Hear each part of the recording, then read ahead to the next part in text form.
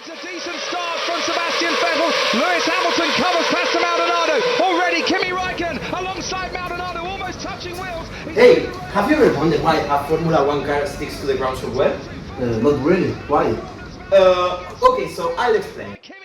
Yes, because it can actually be explained by doing this. So, what is the Coandă effect? Discovered in 1910 by Henry Coandă, the Coandă effect describes how a jet of fluid naturally tends to attach to and follow the contour of a nearby convex surface, rather than continuing in a straight line. Just like when your morning coffee suddenly decides it'd rather be outside your mug than inside. And why does it do that? Well, there's actually two main causes: entrainment and boundary layer attachment. When a high-velocity jet of fluid passes near a curved surface, it pulls the surrounding fluid along with it, which is known as entrainment. Now, as a consequence, fluid is dragged away from the space between the jet and the surface, creating a region of lower pressure. Because the pressure outside the jet is now higher, a powerful pressure gradient forms that pushes the jet towards the surface, effectively sticking it to the curve. The second mechanism is based on fluid viscosity. Due to viscosity, the layer of fluid directly touching the surface tries to match the velocity of the surface itself, effectively coming to rest. This is known as the boundary layer. Now, as the jet bends around a curved surface, viscosity helps transfer momentum between the different layers of the fluid, which allows the flow to curve smoothly along the surface, instead of just separating and flying off in a straight line like you'd expect it to. So now, up to this point, we've seen how the flow attaches itself to a convex surface, but eventually, the surface comes to an end. So how does it actually detach? As the air wraps around the convex surface, it starts to accelerate, and eventually reaches a point where pressure is at its lowest. But after that, things start going badly for the flow. The pressure begins increasing again as the flow tries to return to ambient pressure. This is the so-called adverse pressure gradient, which is basically just a fancy way of saying the flow suddenly has to move against increasing pressure. And that's a problem. The layer of fluid right next to the surface, the boundary layer, has already been slowed down by friction. It's basically running low on energy. So, at a certain point, due to the adverse pressure gradient, the fluid near the wall slows down completely, and then actually starts moving backwards. Crazy, right?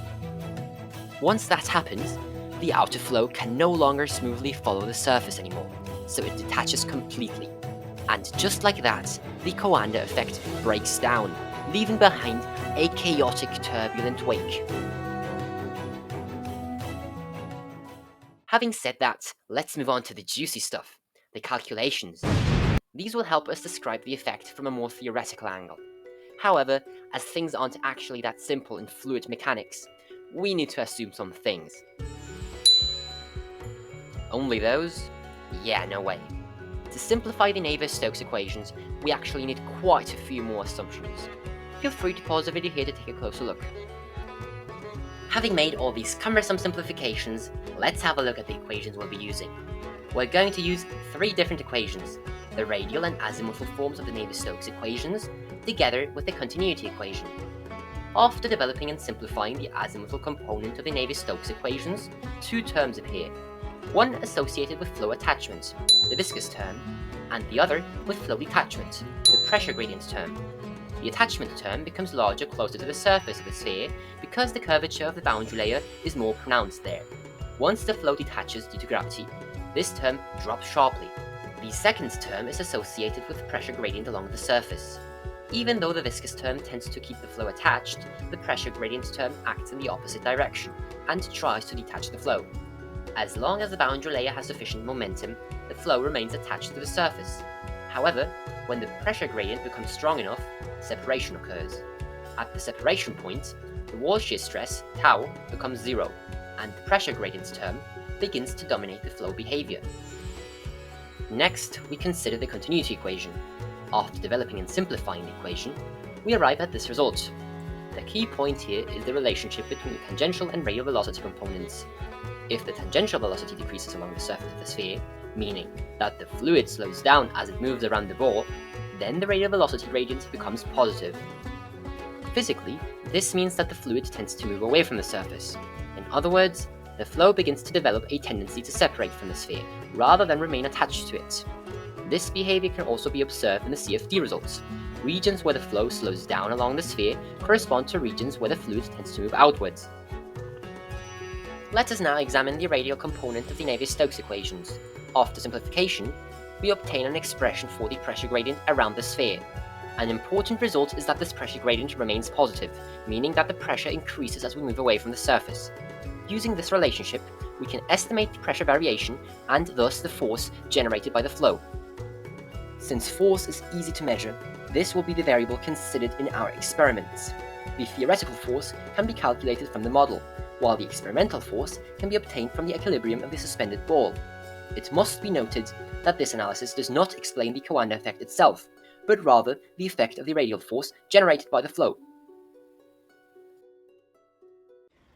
To further illustrate the Coandă effect, we will carry out some experiments. For the first experiment, a plastic spoon is suspended from a faucet using a thin thread. When the valve is open, the spoon attaches itself to the flow. For the second experiment, a ping pong ball is suspended from a faucet using a thin thread. As you can see, once the valve is opened and water begins to flow, the ball attaches itself to the stream, and the flow curves around the surface of the ball. To allow us to calculate some actual parameters, this experiment was repeated 5 times for different valve positions. Each position results in a different volumetric flow rate, Q. Using our previous obtained formulas, we can now process this data. The results actually show that if Q is sufficiently low, the ball does not attach to the flow. Another interesting observation is that as Q increases, the angle alpha formed by the thread with the flow also increases. On the other hand, the angle theta decreases as Q increases. Surprisingly, the flow turned out to be turbulent for all tested velocities. In theory, increasing the fluid velocity should strengthen the Coandă effect, since the pressure difference becomes larger and therefore the curvature of the flow increases as well. However, this only holds up to a certain point. At small to moderate flow rates, the water bends around the ping pong ball because the pressure forces are enough to change its direction continuously. As the tap is opened further, the water velocity and inertia increase, so the flow tends to follow a straighter path. Eventually, the pressure force around the ball is no longer sufficient to keep the water attached to its surface, and the flow separates earlier, causing it to fall more vertically. At higher flow rates, turbulence aids this early separation. Additionally, using this model, we can calculate the experimental force. As expected, as the velocity and flow rate increase, the angle alpha does too, which in turn increases the induced force. Using our mathematical model, this formula is obtained, where theta is the deviation angle of the water. Now, using the results from our experiments, we can see that the theoretical value of the force is easily 1 order of magnitude greater than the experimental force we measure.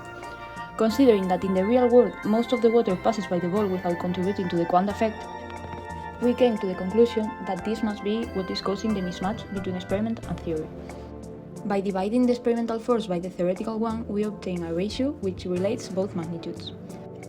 If we plot this ratio against the flow, we see that mu, and therefore the effective flow that sticks to the ball, decreases as we increase the total flow. Nevertheless, we can't establish conclusions about the type of relation due to the approximations in the measurements. And that brings us to the ultimate takeaway.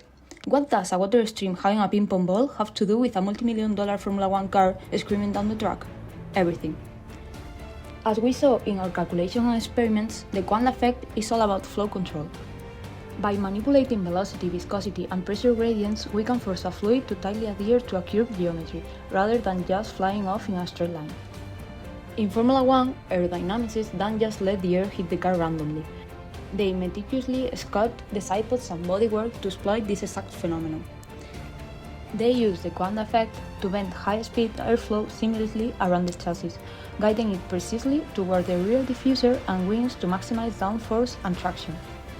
So those impossibly complex shapes on a Formula 1 prototype aren't just for show. It's the Coandă effect at 300 km/h, turning invisible fluid dynamics into pure racing performance.